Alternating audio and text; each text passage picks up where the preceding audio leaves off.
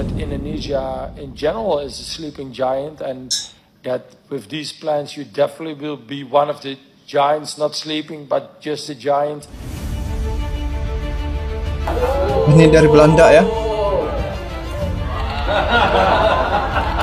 Luar biasa kerja Pak Erick Thohir nih. Have a long-term relations. The people-to-people connection, it will bring what we can develop with football.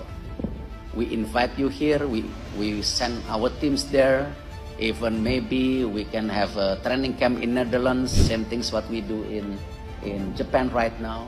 The people can really connect. Oh, if you look at the news, sending our women's nation team is many headlines. Next year, depends on our qualifications.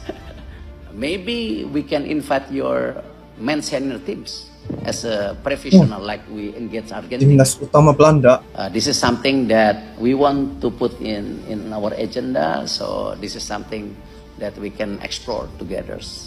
For us, this is a very important day that we signed this MOU. We now finally got to make steps towards the future. I think that Indonesia in general is a sleeping giant, and that with these plans you definitely will be one of the giants not sleeping but just a giant. We have, I think, good coaches but also good teachers for coaches in the Netherlands. The only reason why our national team performs is because we don't miss out on any talents. Even in the smallest towns, the level of coaching is enormous. So it would be great to see what you call the win-win situations and new modern partnerships to work together. Saya melihat di era Pak Erick Thohir ya, bagaimana dia membawa persepak bolaan di Indonesia itu sangat jelas dengan rencana, dengan program-program yang dia lakukan ini telah membuktikan bahwa sepak bola Indonesia ini sudah jauh lebih maju ya, dan telah meninggalkan beberapa negara yang ada di ASEAN khususnya. Bila melihat apa yang Pak Erick Thohir lakukan ini, sehingga mengundang tim Belanda katanya di sini untuk mungkin latihan persahabatan ataupun uji coba seperti mana yang pernah dilakukan pada awal mula dia menjabat sebagai ketua umum, di mana Pak Erick Thohir mengundang tim Argentina. Jadi tidak mustahil perkara ini akan berlaku lagi pada timnas utama Belanda untuk datang ke Indonesia. Nah, bila melihat di era Pak Erick Thohir ini, dari segi persepak bolaan di Indonesia banyak telah berubah ya, baik dari segi pengurusan liga, dari segi bagaimana pemain-pemain timnas Indonesia dengan program naturalisasi, di mana tim utama itu adalah ramai pemain-pemain keturunan yang mempunyai potensi yang cukup luar biasa. Dan hari ini bila melihat Indonesia berada satu-satunya ya wakil tunggal ASEAN yang berada di jatah di dalam grup C kualifikasi Piala Dunia 2026. Indonesia sekarang terpapar ya di kualifikasi Piala Dunia round yang ketiga grup C. Ini menunjukkan bahwa bagaimana Pak Erick Thohir melakukan hal ini sehingga dia dapat mencipta satu suasana persepak bolaan. Dia mempengaruhi juga ya sekitar yang ada di Asia Tenggara ini turut termotivasi dengan cara Pak Erick Thohir. Nah, itu yang pertama.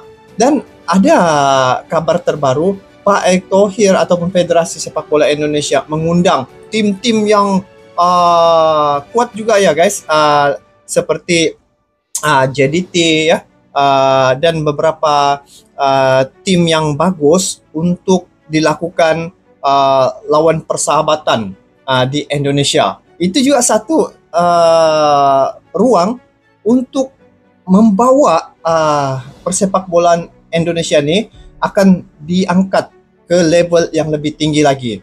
Dan apa yang saya tertarik dengan cara kerja Pak Erick Thohir ini, dia tidak hanya omong kosong, tetapi dia telah melakukan dengan tindakannya guys. Saya masih teringat bagaimana suatu ketika dulu dia mengatakan bahwa Indonesia akan mengundang tim Argentina. Ketika itu banyak yang berkomentar bahwa Pak Erick Thohir hanya mengatakan, tetapi tidak tahu sama ada benar atau tidak. Nah, ternyata Argentina bisa datang ya di Indonesia untuk lawan laga persahabatan tim nomor 1 ketika itu guys. Argentina dihadapi oleh Indonesia.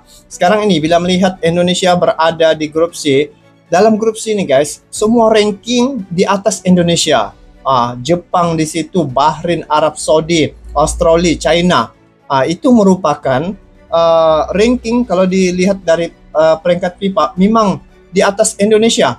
Tetapi Indonesia, timnas Indonesia bisa menyaingi tim-tim ini seperti Arab Saudi, dikalahkan. Sedangkan kalau dilihat ranking Arab Saudi jauh berbanding dengan Indonesia. Lepas tu dengan Bahrain, wow, itu lagi dahsyat. Bahrain sehingga menggunakan wasit ya, menambah masa karena kepantasan, karena ketangguhan timnas Indonesia. Hampir lagi Indonesia menang. Kalau tidak dikarenakan oleh wasit yang curang, saya rasa Indonesia sudah mendahului daripada Bahrain. Begitu juga dengan Australia. Australia tidak bisa menembusi pertahanan timnas Indonesia dengan adanya pemain-pemain berkelas. Ya, J.E. Just, ada Martin Paes di situ menyelamatkan beberapa tembakan yang kencang yang dilakukan oleh Australia. Nah, ini belum lagi pemain-pemain yang baru dinaturalisasi ya, seperti Ole Romeni dan beberapa pemain baru belum lagi dimaksimalkan bermain. Jadi untuk tanggal Maret nih, 20 dan 25 Maret ini adalah satu tarik keramat yang mana ASEAN mengharapkan ya, bukan saja Indonesia, sebenarnya ASEAN ya, seluruh ASEAN mengharapkan agar Indonesia dapat meraih poin 2 laga nih guys, menghadapi Australia dan juga Bahrain, dengan tambahan pemain-pemain yang baru dinaturalisasi ini, woy, luar biasa guys. Nah, jadi itu Pak Erick Thohir yang dia lakukan, bagaimana dia membawa timnas Indonesia. Nah, untuk Jepang dan juga China, Jepang, wow, itu tim yang kuat guys. Tapi tidak ada mustahil dalam sepak bola ini, sebab Indonesia sekarang ini ada pemain tambahan yang berkelas. Yang mana sekarang ini Indonesia satu-satunya wakil ASEAN, wakil tunggal yang menjadi perhatian tahu. Bukan sekadar di Indonesia yang menceritakan tentang timnas Indonesia ini, tetapi sekarang bukan saja ASEAN, seluruh dunia tertumpu pada timnas Indonesia. Ini adalah tim yang menjadi ancaman untuk kualifikasi round yang ketiga di grup C ini. Lihat saja bagaimana timnas Indonesia berada satu label dengan tim-tim gergasi yang selalu menjadi langganan Piala Dunia sebelum ini, seperti Arab Saudi, Australia, Jepang, Bahrain, China begitu. Tapi Indonesia berada satu kumpulan betul-betul di grup itu yang dikatakan grup neraka. Tetapi Indonesia yang menjadi ketakutan sekarang ini oleh tim-tim lawan tahu. Alhamdulillah kayaknya proses untuk memperkuat tim kita untuk pertandingan melawan Australia itu sepertinya jalannya agak terang.